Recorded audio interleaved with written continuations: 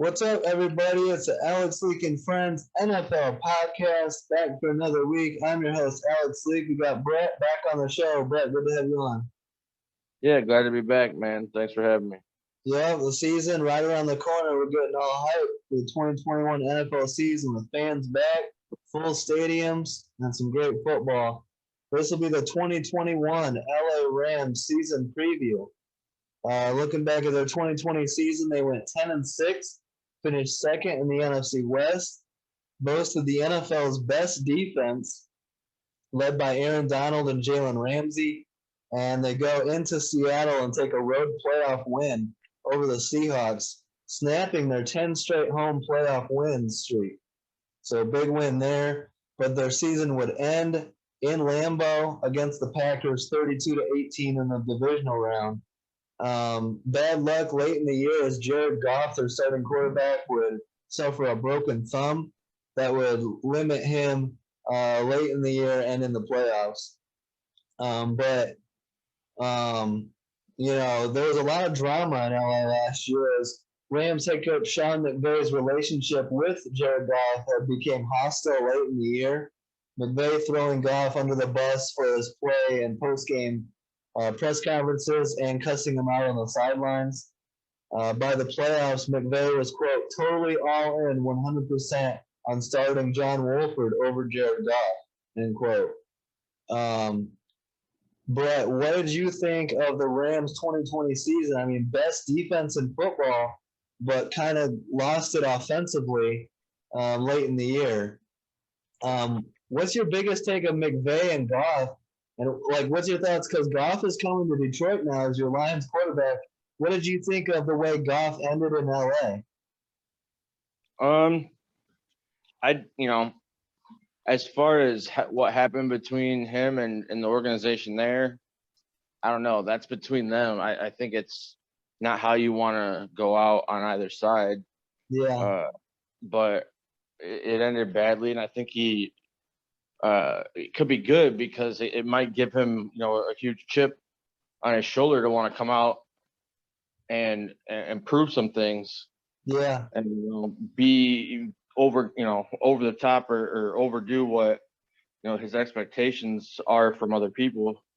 So could be a good thing the way that it ended and puts light a fire, but at the same time it could also be a downfall if he sees or feels that he wasn't the guy somewhere. It could play a factor as far as if his mentality of being a starting quarterback. That's what I'm worried about, is just the play being consistent and him keeping up with being QB1. Yeah, it's a fine line between chip on the shoulder because of, if things end badly elsewhere. It's a fine line between chip on the shoulder, I want to prove them wrong, and lack of confidence. It hurts your confidence because you struggled, before. So we'll see. A new environment, a new coaching staff, new weapons, all that new scenery could be a good thing for Jared Goff. For the Rams, I mean, number one defense in football, that should translate. And if they can figure out, they go into the offseason and they make a trade, Jared Goff and 2 first-round picks and a third to the Lions for Matthew Stafford, sends the Lions into a new quarterback era, but it gives Sean McVay and the Rams a Super Bowl window here. They get a quarterback upgrade, number one defense. Expectations now skyrocket in LA. What are your expectations for the Rams? You've seen Matthew Stafford his whole career in Detroit. Can the Rams plug Stafford in LA and really be Super Bowl contenders just like that? What do you think? Yeah, I mean, I don't see why not. He's a lot of people look at Stafford and they just see his wins, against 500 teams, or his wins against certain quarterbacks, or his playoff, the fact that he hasn't won, anything with Detroit, and just immediately downplay him as just a quarterback who isn't above, the league average level. So, yeah. But when you really watch him play, and you've heard other players and quarterbacks throughout the league, express their shock and awe and some of the things that he can do and has done that doesn't necessarily show up on paper. So he didn't have anything around, the solid pieces around him in Detroit all at one time, maybe, a little bit there in 2014. But nothing like he has here. This Rams defense, like you said, was number one last year. And I just keep reading things that, the first teams going up against each other, Rams first team offense and defense, the defense just keeps saying that they're improving because of them going up against Stafford. He's making them better. So that's just a scary thing. Knowing that they were the number one defense last year, struggled a little bit offensively there towards the end of the year, or just in general, that was their biggest problem. Now Stafford, when he has a run game there, which we can talk about that here too, like a defense to help him, keep him off the field a little bit, or on the field, fresh with a nice, not backed up, not under pressure as far as being down, give them a lead a little bit. I think they're going to be Super Bowl contenders. I think they have to be close, if not the favorites. I agree. And what we get into with Stafford is the whole our wins a quarterback stat argument. And my thing on it is this. So I think my best way to break down Matthew Stafford is great locker room guy, great team leader. He's perfect for a locker room. He honestly is. All his teammates love him. All the former Lions are still raving about Stafford, no matter where they go. Now, Stafford arm talent absolutely there. Can make any throw. Can really gives you a ceiling. Has proven he can come through in the clutch before as well. Once in a while, he can have that turnover, that sneaky turnover that comes out of nowhere that can hurt him. So he has to be careful about that. And then health. He's had the back injury. He had the broken thumb injury, I believe, last year. So he's got to be careful with the injuries. Other than that, I think it's a great acquisition. You agree with that? Oh yeah, I mean, absolutely. It's something that you needed. You needed to take that extra step. It was very evident last year that the Rams were struggling offensively, and you went out and did exactly what a fan base would expect from the organization, and improved the chances for their offense to just be dominant. And people are like, oh, is Stafford really an upgrade from Goff? Like, those are the people that don't watch football. Yeah. And don't realize what's going to happen. There's going to be big things happening, over there in LA. So I think now it's time that they take the next step. Another thing is, like you said, yeah, he does make those plays where at times there's just lazy, or not necessarily lazy, but I think it's trying to do too much is what it is.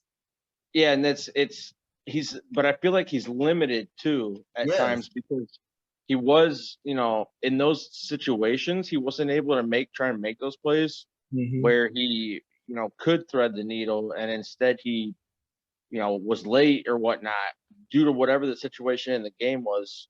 Now, if he's given more opportunities to where he has a comfortable lead, he knows that he's got a number one defense to pick him up if he does make a mistake, stuff like that. Yeah, and like, you don't ever want to think like, oh, okay, this turnover is better than this one, but you feel more comfortable if you're up by 10 points, in the third quarter, making the throw, as opposed to being down by 3, with the Lions, and just not necessarily making those plays, trying it only 1 out of 5 times, and then boom. So now I think he might have it's weird to say like that Stafford has been limited too, because like you said, it's I get what you're saying. So this is how I break it down too, is that the ones that want to compare Goff and Stafford, Goff had the benefit of playing for McVay. When we saw Goff's numbers and success take off, that was with Sean McVay. Stafford has never had a guy like Sean McVay in his entire career. So Yeah, imagine if he had that his first couple years. exactly, McVay elevated Goff. So now Stafford coming in, it makes sense that McVay would elevate Stafford. So that's why expectations are so high. So I'm looking forward to seeing how he does with McVay. And this team, the expectations, like I said, super high. They had to replace defensive coordinator Brandon Staley. Gets hired by the crosstown LA Chargers as their head coach. So the Rams bring in former Falcons defensive coordinator and interim head coach Raheem Morris as their DC. Raheem Morris went 4-7 as head coach for the Falcons in 2020. I like him as a DC, and I think he'll fit in very nicely with the Rams. I still expect them to have, probably the best defense in football. I don't see who's really going to challenge them. At least top 3, I would think. Oh yeah. So, sky high expectations. The Rams are going to be fun as hell to watch, and with the fans back in that brand new SoFi Stadium, that's going to be a lot of fun. And not only did they bring in Matthew Stafford, but they bring in veteran wide receiver Deshaun Jackson from the Eagles. If he can stay healthy, he's one of those threats to stretch the field deep, and Stafford will love that. Absolutely. And then they also draft rookie wide receiver Tutu Atwell out of Louisville. And looking at the Rams playmakers here at receiver now, you go Cooper Kupp, Robert Woods, Deshaun Jackson, Van Jefferson, who was a rookie last year and I'm very high on. And then you add Tutu Atwell. That's a lot of playmakers for Stafford. So he's really going to enjoy that. Oh, yeah. What he has around him there with Kupp and Cooper Kupp, Robert Woods is a go-to. Ed Wood. I don't know why I said but he's going to be sitting pretty. Now, the run game is going to be the issue, I think. I agree. A couple things. Tyler Higbee at tight end. Matthew Stafford's always had a thing for tight ends. He liked Eric Ebron. He liked T.J. Hawkinson. So I expect him to go to Tyler Higbee. It sucks they lost Gerald Everett, and they could use an upgrade at tight end, but I think Stafford will feed Tyler Higbee a lot. So I expect Higbee might have like a career year or a big year. But yeah, the key is the running game. Cam Akers, as a rookie last year, really started coming on at the end of the season. He was a big part of their playoff win over Seattle. And even getting into the playoffs, Cam Akers was big. And he suffers a torn Achilles already and is out for the season. So major loss for the Rams there at running back, no Cam Akers. And it sucks for Cam Akers personally because he was starting to come on there at the end of the year, and his expectations were starting to skyrocket going into year 2. This is like worst case scenario timing injury for Cam Akers. I expect him to bounce back and be good to go for 2022, but the timing of this is really bad. Yeah, the Rams had everything set in place once they got Stafford, Yeah. And things only started to progress. Like I mentioned, the defense said that they were getting better, which is scary. And that offense that was, a piece away, whether it was coaching, Goff, I don't know what it was. Something was missing, but I think Stafford's that link. And not that it's still not there, but Akers definitely kept that circle together. Yes, that's a big loss. So then you move on to Darrell Henderson, who I like. He's a good running back, but he's not an every down back. He's not a workhorse number 1 running back. And this is where, if I'm the Rams, I'm looking to add. You lose Cam Akers. They said, they're downplaying it like they're not trying to bring in a veteran. I absolutely would be. The number 1 guy on my list is Le'Veon Bell. I think that would be a great fit with the LA Rams, and Stafford would love him as a pass-catching option. Yeah, plus, they have time together. They know each other. That's something that's easy. there's been workouts and training camp and all this is happening preseason stuff, here now. Yeah. If they bring him in, it's something that, they don't have to worry about him adjusting to the quarterback running back relationship. That's already going to be there. So that's a good fit. I like that. I got one more that I like even better. Okay. This is a guy who's been, who was on the Rams before, was a great running back, had some arthritic knee issues that dropped his stock.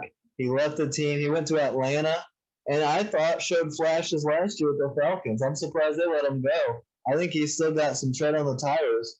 I say bring back Todd Gurley. What do you think? He hasn't signed with anybody? Nope, he's a free agent. Oh, well, I mean, I don't see why not. Wouldn't that be a good story? I mean, it's a circle of life there. Yeah. I absolutely bring him back with Stafford. He doesn't have to be the every down back anymore because he got Darrell Henderson. They should get one of those. Another guy to keep an eye on is Adrian Peterson. Yeah, I mean, you get these veterans come in there with these playmakers around. You don't need them to do what they did in their prime, but you need them to be intelligent, and they know how to do that and make the plays, the winning plays. Especially if you're the Rams and you're in a Super Bowl window, you're looking to go on a Super Bowl run.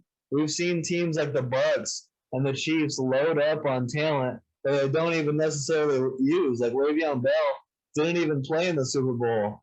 The Bucs had LaShawn McCoy. You know what I mean? So why not go get a veteran, whether he works out or not? At least you have him on the roster in case you need him.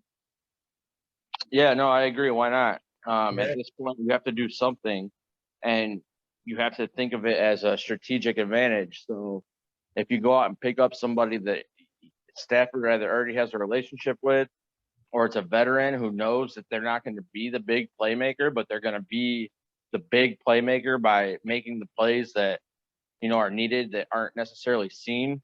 Yeah. And if you can get a combination of that really helps and spikes things up for you. And the underrated aspect of a veteran running back can come in and be beneficial for Darrell Henderson and Cam Akers just by being there and showing his professionalism, showing how he approaches the game. Right. Akers is going to have to do something, not playing. You might as well learn. Absolutely. Now, looking at their losses, they did trade away defensive end Michael Brockers to the Lions. There's a great acquisition for Detroit. Big loss for the Rams. They lost linebacker Samson Ebukam to the Niners, safety John Johnson III, corner Troy Hill, defensive end Morgan Fox, running back Malcolm Brown goes to the Dolphins. They could have used him. And wide receiver Josh Reynolds, underrated loss there to the Titans, along with tight end Gerald Everett. So the Rams lost some pieces, but they should still be, I still think they'll be a top 5, if not better, defense, and Stafford provides the offense with upside. So very optimistic going into 2021 for the Rams. We'll see. This is a key year for Matthew Stafford. How his, this is a legacy defining how his career ends. He's got a couple of years here in LA before he retires. We'll see how long he wants to play. Can he elevate his game along with the team? And how great of a story would it be? I'm sure you guys would be a fan of it if Stafford could win a Super Bowl before he retires.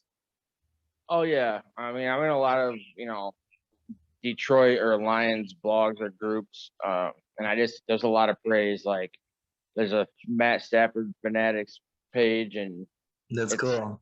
Half and half, Lions and Rams fans just being fans of, talent, just something that you see. And it would be, it would have been great to see him win it in Detroit, but to see him win it somewhere, I think LA is probably the best option here. Other than maybe if he had went to Indy. Yeah. And it's always fun watching these quarterbacks late in their career, seeing if they can pull, right off into the sunset with one of those John Elway type endings or Peyton Manning type endings. Peyton Manning not as much, but you know what I'm saying. Right. So yeah, Deshaun Jackson, injuries hurting his availability, but if he can stay healthy, he's a weapon. The young guys, Van Jefferson, Tutu Atwell, good talent there. Aaron Donald continues to be the best D lineman in the game, so he'll anchor that defense along with Leonard Floyd, Darius Williams, and Jalen Ramsey. I don't see how this team doesn't win double digits either. What do you think for expectations? Yeah. I have them winning definitely double digits, somewhere in the probably 11 to 13 range. Yep. I think it's going to be, again, it's going to be a fight and a battle throughout that whole division, but probably come down to Seattle and LA. So it depends on probably whatever they do against each other. Like we said, 10 to 13 wins for Seattle. Seattle. Yep. So I think LA is right there, same 10 to 13 wins. Yeah, and I'm checking to see. I'm not sure when they play each other. Yeah. But that might have an implication. Another thing is something else that's big with this season now. There's going to be an extra week. Yeah. An extra game. Yeah. Yeah, I've got 10 to 13 wins, battling for first place in the division with Seattle. I don't see them, struggling any more than that. I think 10-7 is their floor. Injuries aside, this isn't going to be a team that is judged on their regular season performance. This is a team that'll be judged in the postseason. How far they go. You don't want to get into the playoffs and lose right away.